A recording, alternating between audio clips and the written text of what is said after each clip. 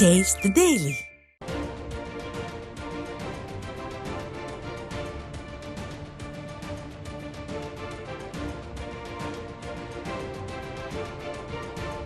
அண்மை செய்தி கிருஷ்ணகிரி மாவட்டம் கீழ்மொரசுப்பட்டி கிராமத்தில் பிரேக் பிடிக்காததால் அரசு பேருந்து வயலில் விழுந்து விபத்துக்குள்ளானது.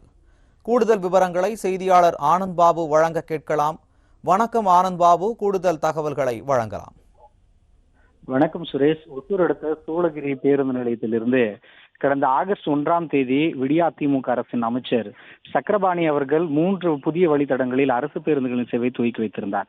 இந்த நிலையில்தான் 70ஆம் எண் கொண்ட அரசு பேருந்து கிருஷ்ணகிரியில் இருந்து சூளகிரி அடுத்த கீழ் மொரசுப்பட்டி என்னும் இடத்தில் சென்ற போது இந்த அரசு பேருந்து பிரேக் பிடிக்காமல் பள்ளத்தில் இருந்த நெல் வயலில் விழுந்து விபத்துக்குள்ளாக்கியிருக்கிறது. அதாவது புதிய வழித்தடத்தில் அரசு பேருந்து சேவையை துவக்கி இருக்கக்கூடிய விடியல் அரசு அந்த அரசு பேருந்து சரியான முறையில் பராமரிக்கப்பட்டு வருகிறதா, பேருந்து சரியான நிலையில் இருக்கிறதா என கூட தெரியாமல் 20 பயணிகள் பேருந்தில் ஏற்றுக்கொண்டு சென்ற அரசு பேருந்து பிரேக் பிடிக்காமல் சென்றிருக்கும் சம்பவம் தமிழகத்தில் விடியா அரசின் அலட்சியத்தையும் அவர்கள் காட்டும் அரசு திறமையும் வெளிப்படுத்தியிருக்கிறது.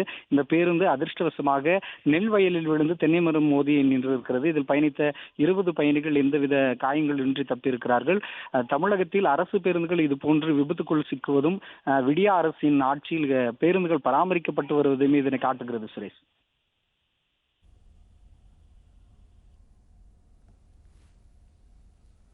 தகவல்களுக்கு நன்றி ஆனந்த் பாபு.